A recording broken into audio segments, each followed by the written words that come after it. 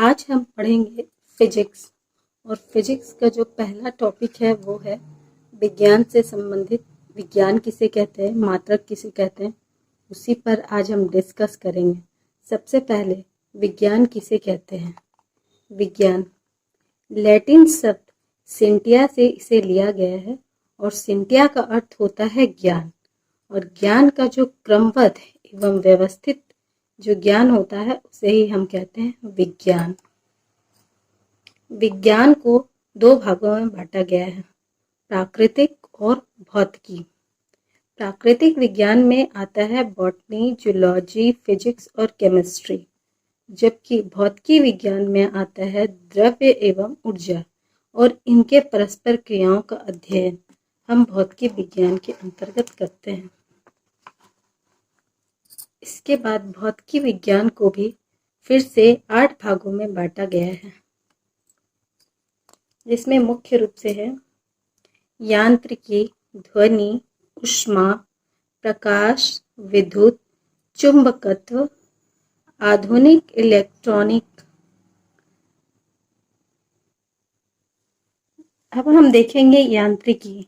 यांत्रिकी में मात्रक पढ़ेंगे। मात्रक किसे कहते हैं, तो मात्रक समझने से पहले हमें जानना होगा कि राशि किसे कहते हैं। राशि हम उन्हें कहते हैं जिन्हें हम संख्या के रूप में प्रकट कर सकते हैं। जो भी संख्या के रूप में प्रकट किया जा सके उसे हम राशि कहते हैं। जैसे जनसंख्या, आयु, वस्तु का भार, लंबाई इत्यादि को हम राशि के रूप में व्यक्त कर सकते हैं। उसी प्रकार से भौतिक राशियाँ क्या हैं, तो भौतिक राशियों में है वस्तु का द्रव्यमान, लंबाई, बल, चाल, दूरी, विद्युत धारा, घनत्व आदि भौतिक राशियों के अंतर्गत आती हैं। इसके बाद है भौतिक राशियां भी दो प्रकार की होती हैं, जो कि हर बार एग्जाम में आता है कि सदिश राशि और अदिश राशि। इन दो राशियों के बारे में हमेशा क्वेश्चन आता है कि कौन सी राशि सदिश है और कौन सी राशि अदिश है। तो हम देखते हैं अभी अदिश राशि। अदिश राशि हम उन राशियों को कहते हैं जिनमें केवल परिणाम होता है, केवल परिमाण होता है, उसे ही हम कहते हैं अदिश राशि। जैसे द्रव्यमान, घनत्व, तापमान, विद्युत धारा, समय, चाल, आयतन, कार्य एक्सेट्रा, ये सब को हम लोग कहते हैं अदिश राशि। इसके बाद दूसरा है सदिश राशि। इसमें परिमाण तो होता ही है, उसके साथ साथ दिशा भी होता है, जिसमें आता है वेग, विस्थापन, बल, रेखीय संवेग, कोणीय विस्थापन, कोणीय वेग, त्वरण, चुंबकीय क्षेत्र, तीव्रता गुण, विद्युत धारा, घनत्व, चाल प्रवणता, ताप प्रवणता, विद्युत आघूर्ण इत्यादि।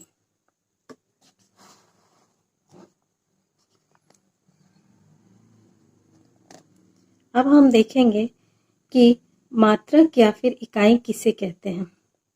किसी राशि के मापन के निर्देश मानक को मात्रक कहते हैं। किसी भी राशि को मापने के लिए जो निर्देश मानक होता है उसे ही हम लोग मात्रक कहते हैं। मात्रक दो प्रकार के होते हैं, मूल मात्रक और व्युत्पन्न मात्रक। मूल मात्रकों में हम लंबाई, समय और द्रव्यमान के लिए मीटर, सेकेंड और किलोग्राम का यूज करते हैं, जबकि व्युत्पन्न मात्रक में बल, दाब, कार्य एवं विभव आता है, जिसके लिए हम क्रमशः न्यूटन, पास्कल, जूल एवं वोल्ट का प्रयोग करते हैं। मात्रक की पद्धतियाँ। मात्रक की मुख्य रूप से 4 पद्धतियाँ होती हैं, जिसमें है CGS, FPS, MKS और अंतर्राष्ट्रीय मानक, जिसे SI मात्रक भी कहते हैं, जो कि सबसे इम्पोर्टेंट है और ज़्यादातर एग्जाम में क्वेश्चन आपके SI मात्रक से ही आते हैं। CGS में हम लंबाई, द्रव्यमान और सेकंड को सेंटीमीटर, ग्राम और सेकंड के रूप में इनके मात्रक को रखते हैं। इसी प्रकार यदि FPS की बात करें तो इसमें लंबाई, द्रव्यमान और समय को क्रमशः फुट, पाउंड और सेकंड के रूप में रखते हैं। MKS में लंबाई, द्रव्यमान और समय को मीटर, केजी और सेकंड के रूप में रखते हैं। अब जो सबसे इम्पोर्टेंट है अंतर्राष्ट्रीय मात्रक या फिर SI मात्रक, उसको हम पढ़ेंगे। अंतर्राष्ट्रीय मात्रक पद्धति, जिसको हम SI मात्रक भी कहते हैं, इसको 1960 में स्वीकार किया गया। इसका पूरा नाम है D system international D units. MKS पद्धति का ही यह एक संशोधित रूप है। इसमें मुख्य रूप से 7 मूल तथा 2 संपूरक मात्रक होते हैं।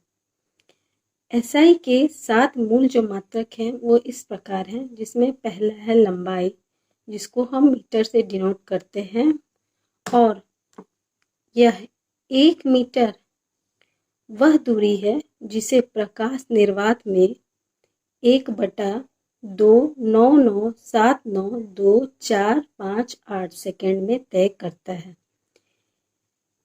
दूसरा है द्रव्यमान, जिसको किलोग्राम से भी डिनोट करते हैं। फ्रांस के सेवरिस नामक स्थान पर नाप तौल के लिए अंतर्राष्ट्रीय माप तौल ब्यूरो में सुरक्षित रखे गए प्लेटिनम इरिडियम के बने बेलन को द्रव्यमान का मानक केजी कहते हैं। इसमें मुख्य रूप से क्वेश्चन ये आता है कि किस धातु का प्रयोग किया गया है, तो वो है इरिडियम धातु का प्रयोग किया गया है। इसके बाद है ये जो था यहाँ पे इरिडियम धातु का प्रयोग कहाँ किया गया और किस लिए किया गया। यह फ्रांस के सेवरिस नामक स्थान पर रखा गया है और इसको हम द्रव्यमान में केजी के रूप में इसी को मानते हैं, इरिडियम धातु को। अब तीसरा पॉइंट है समय, यानी कि सेकंड।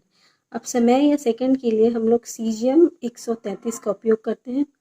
सीजियम 133 परमाणु के मूल अवस्था के 2 निश्चित ऊर्जा स्तरों के बीच संक्रमण या फिर ट्रांजिशन से उत्पन्न विकिरण के 9192263170 आवर्तकालों की अवधि को 1 सेकंड कहते हैं।